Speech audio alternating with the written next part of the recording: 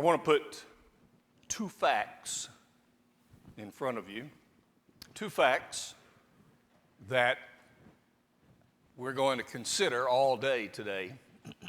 We're going to think about, one, listening seems to take even more effort. It's a tougher job learning to listen than learning to speak. Now, probably we can all understand that. Because how many times have you said or heard it said that there are a whole lot of people who speak before they really listen? So I think fact number one is listening is a much tougher thing. It takes a lot more effort to learn to listen than to learn to speak. But fact number two, the only way we learn to speak is by listening. So we need to put these two together. And as we continue in our once per month study on godly leadership, looking at various Bible characters who help us understand what is needed to be a good leader. Today we come to the man named Apollos. If you'll open your Bibles there to Acts chapter 18, that's where we will be for this lesson. And think together about how Apollos is a great study, a great case study in godly leadership because he is Apollos the listener. Apollos the listener. One of the greatest compliments that you can pay to anybody is to listen to them. There's something special about connecting with people when you listen to them. They feel valued. They feel appreciated. They know that you care when you are able to listen. You have performed a wonderful service for people. How many relationships have been broken because people didn't listen? How many situations in parents and children, how many uproars in families happen because somebody didn't listen? How many false stories have circulated because somebody didn't listen? And yet, how many relationships are broken because someone didn't speak properly? How often is there chaos in a family because we don't talk to each other well? And why is it that gossip spreads? Because someone is talking out of turn. I don't think we can get away from this idea of listening and speaking going together. But I want you to think with me about this man, Apollos, and how he is a great example of leadership for both of these.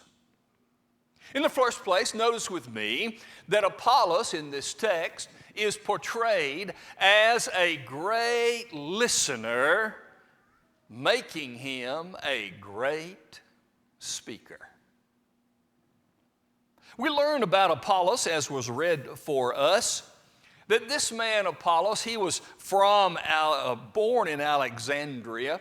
Here is a man who had listened, he had been instructed. He listened to learn what he already knew.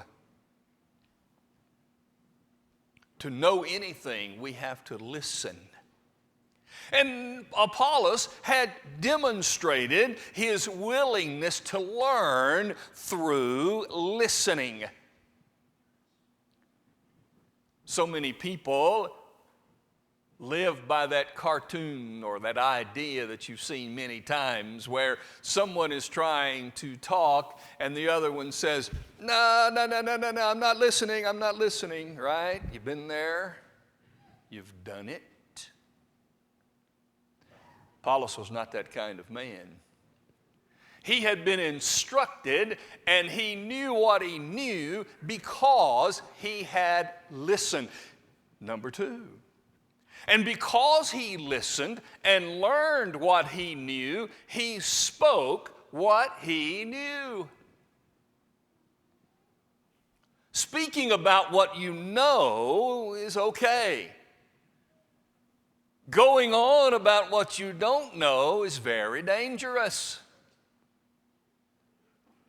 If we would not engage in speaking about the things we don't know, how many problems could we fix in our world? But Apollos listened, learned what he knew, and spoke only what he knew. He had been instructed in the way of the Lord. He spoke it. He preached it. He was willing to talk about it. He demonstrates to us that we can't just listen to God without speaking about God. They go together. But third, he listened to learn what he knew. He spoke what he knew. And that combination of being willing to listen, to know his subject well, made him a great speaker who knew well how to speak what he knew. Notice what the text says about him. Number one, he's an eloquent man. Verse number 24. He's an eloquent man, polished. He was one who spoke well, and apparently he was one that people enjoyed listening to. I think there is a message there for us, those of us who speak, whether preachers or teachers. Whenever we're talking with people on a personal basis, being eloquent, meaning drawing people in, saying it in ways that people want to hear. If we want people to listen, then those of us who speak should dedicate ourselves to speaking in a way that makes people want to listen, helps bring them in, rather than having the attitude that says, because I'm the knowledgeable one, because I have the information, I'm just going to lay it out there and it's your job to get it. I don't have to be concerned about how I present it. No, he was an eloquent man. Number two, he was a fervent man, verse 25, fervent in spirit. In other words, he was excited. He was zealous. He couldn't wait to say what it was he had to say. He had listened and he learned some great stuff and he just couldn't wait to get it out. And it was bubbling over, as it were. He just wanted to say it. Number three, but he wanted to say it properly. He spoke accurately. He was taught accurately. He spoke accurately the things that he knew. And then number four, verse 26, he was bold. He was confident. It's the difference between the first-time public speaker and the head of the Toastmasters Society of Public Speaking. Do you remember the first public speech you ever made? Do you remember having to stand up in front of a class and to give a speech? Could you hear what you were saying over the noise of your knees knocking together? People get afraid. Apparently, public speaking is one of the greatest fears that people have in life. What gives confidence and boldness to speaking? Knowing the topic. I think every Christian in this room desires for people who don't know the truth to know it. I firmly believe that. But I also know that most every Christian in this room has some fear about sitting down and talking to someone about the things they need to know. A lack of boldness, a lack of confidence. However, if you had an opportunity to have a casual conversation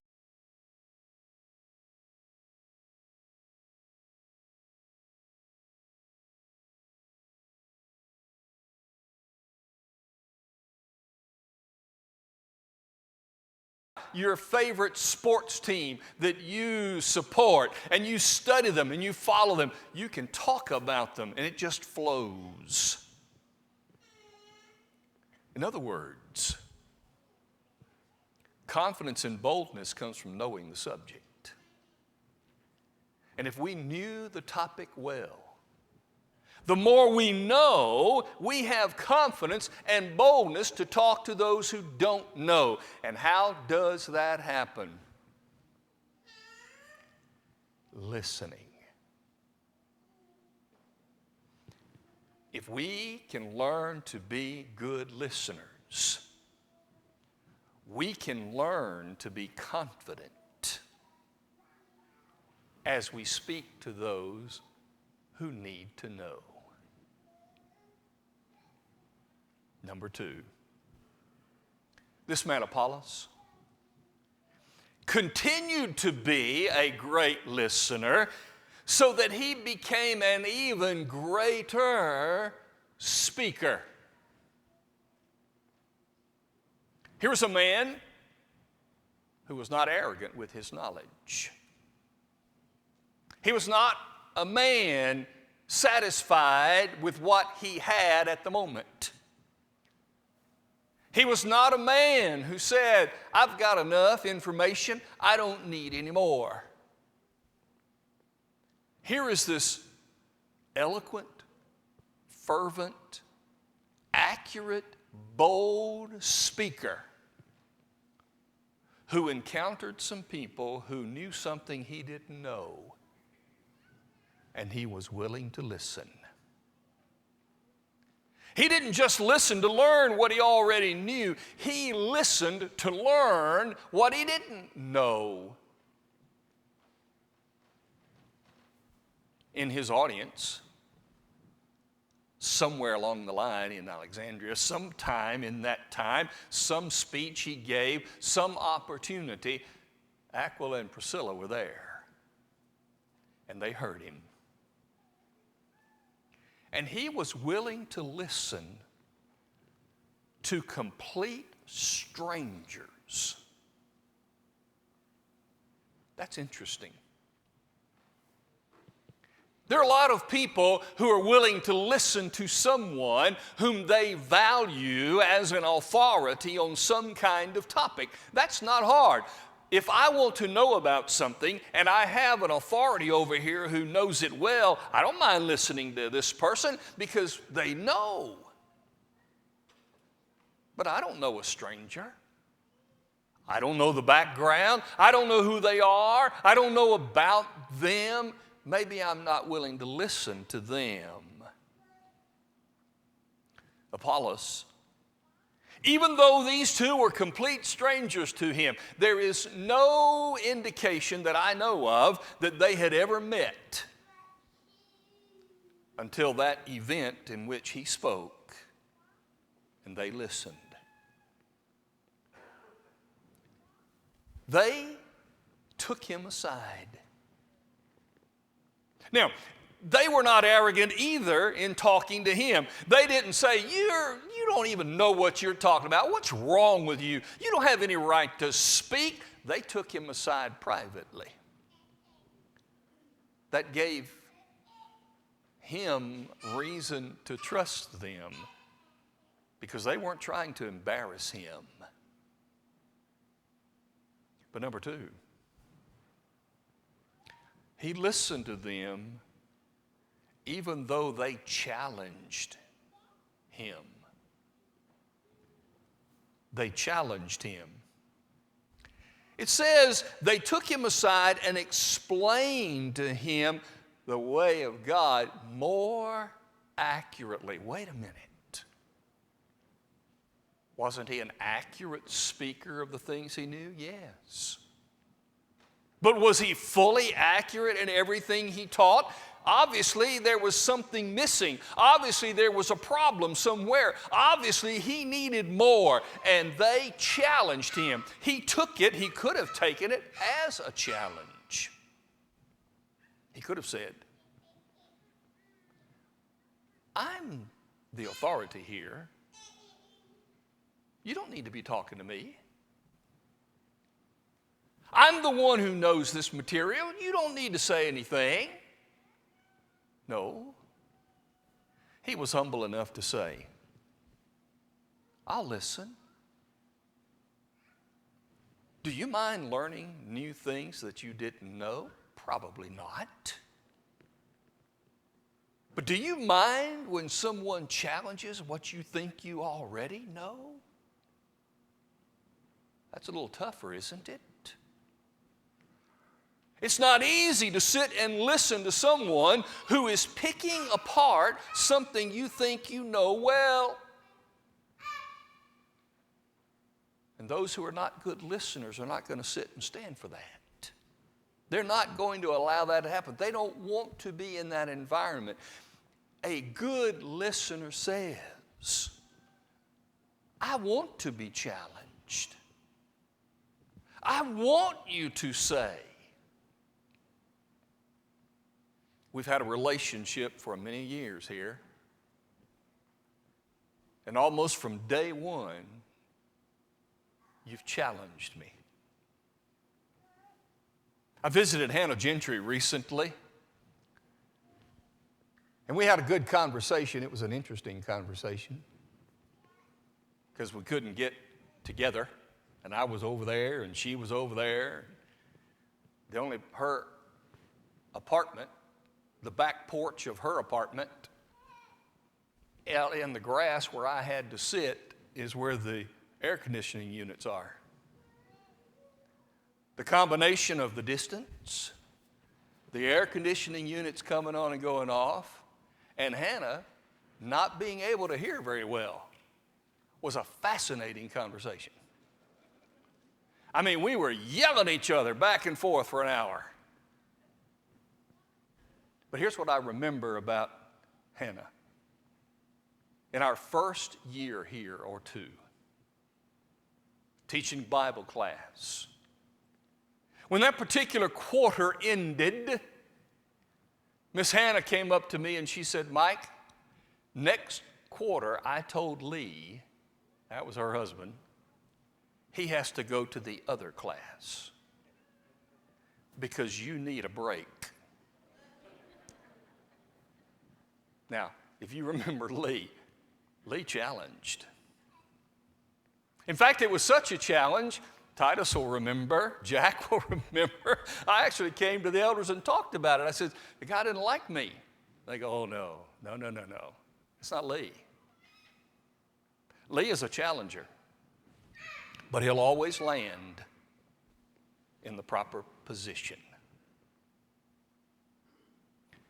Can you listen to someone who challenges you? That's good listening. And Apollos was willing to do it. He was willing to say, I don't care if you challenge me. I'm going to listen to it anyway. And therefore, he became an even greater speaker.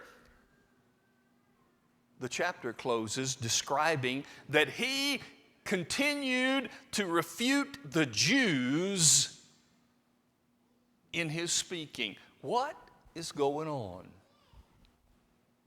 He only knew one thing, John's teaching of baptism, John the Baptizer. He had heard him speak. He knew his teaching. But now, after being confronted with this new information, he became an even mightier speaker, an even greater speaker, because he had more perfect knowledge. What did he have? Seems to me, here's what he had.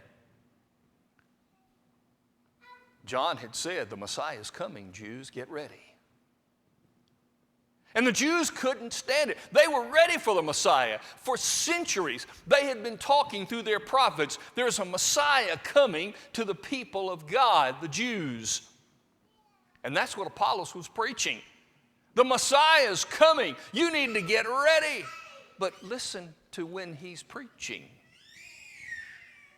He's preaching this message 2 or 3 years after Jesus had already come and gone. So what was his more accurate knowledge? The Messiah has come, not is coming. And that new information, that new understanding, that further development made him an even greater speaker.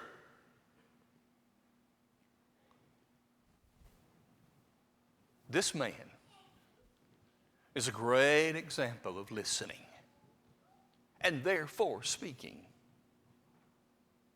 So, what advice can we give to learn how to listen? How do you become a better listener? Now, I see some people sort of turning to each other. Does that mean you're wanting that other person to learn to listen? You know, is that a two-way street? Okay, I'll help you right here. Number one, to be a better listener demands a lifelong search for what you don't know or for learning. A lifelong search for truth. You will know the truth, and the truth will make you free. If you want to be a good listener, then you better keep searching all of the time. There is stuff out there. There are things you need to know. There are things we need continual reminders about. There are things that we need to hear. If you want to be a good listener, always be looking continually through your life, searching for truth. Because if you are one seeking truth, it will be presented to you to listen to it. Number two, to be a better listener. When you seek for truth all of your life, you will increase in the knowledge that you have. And that verifies that you're a good listener. The more you listen and the more you hear, you will increase. If you are listening well, you will increase your knowledge, and that proves that you are a good listener. So to verify for yourself that you're learning to listen, challenge your knowledge. See what you know, remember it, and keep that search going for that knowledge. Number three. And that passage that I put there is Colossians 1:10. Paul wants the Colossians to increase in their knowledge of God. That only comes by listening. Number three. The more, if you want to increase your knowledge and you want to be a better listener, we have to learn to be quiet. Let every man be swift to hear, slow to speak, slow to anger. Swift to hear. How do you do that? God said, Psalm 46:10, be still and know that I am God. If you can't be quiet, you can't listen. Right? We listen in meditative moments. We listen in the times that we are quiet. We get to know. We get to soak it in. We get to understand. So finally, fourth, to be a good listener, trust those whom you listen to and know that they're telling the truth. Separate truth from false. A good listener is able to say, that's true, I see that, I know it's right, because I trust that person. But more importantly, I trust the message. When you learn to trust God, trust in the Lord with all your heart. Lean on understanding, Proverbs 3 and verse 5. To be a good listener, you must want to have more information, or you're not going to listen.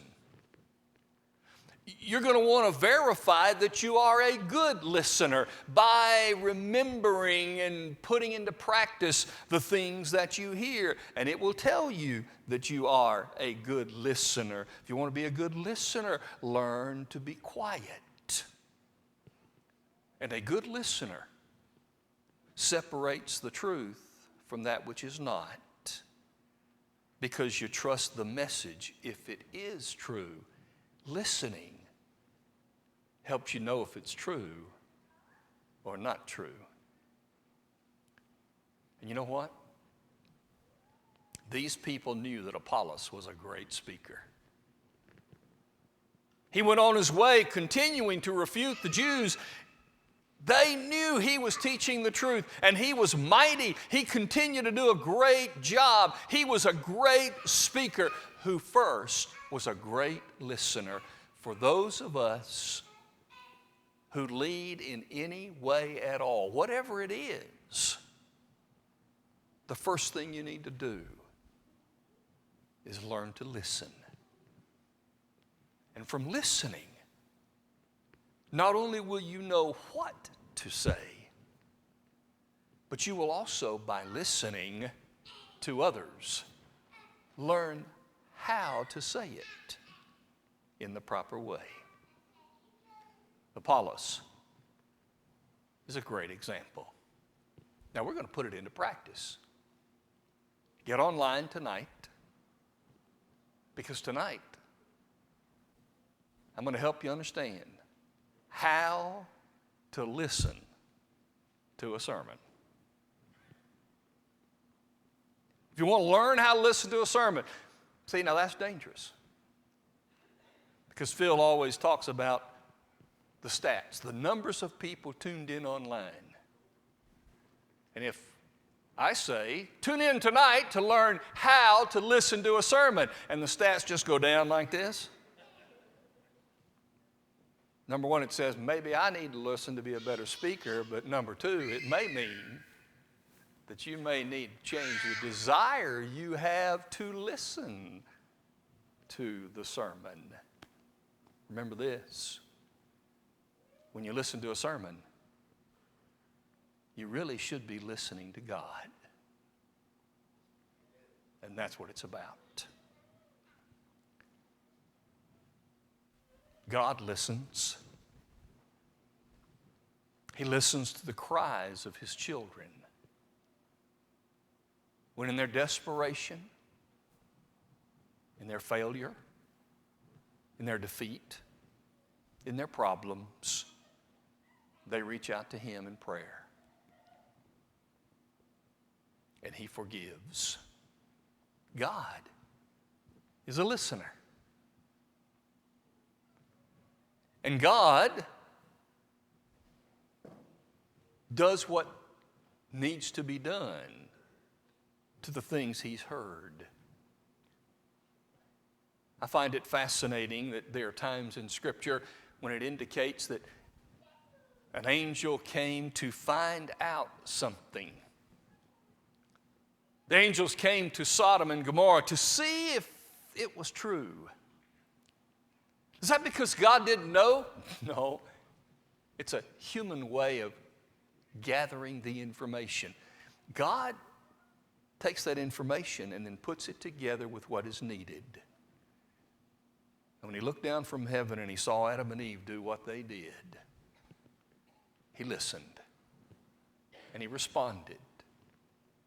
He set in motion the plan of Jesus to take away the sin of the world. He's listening to you.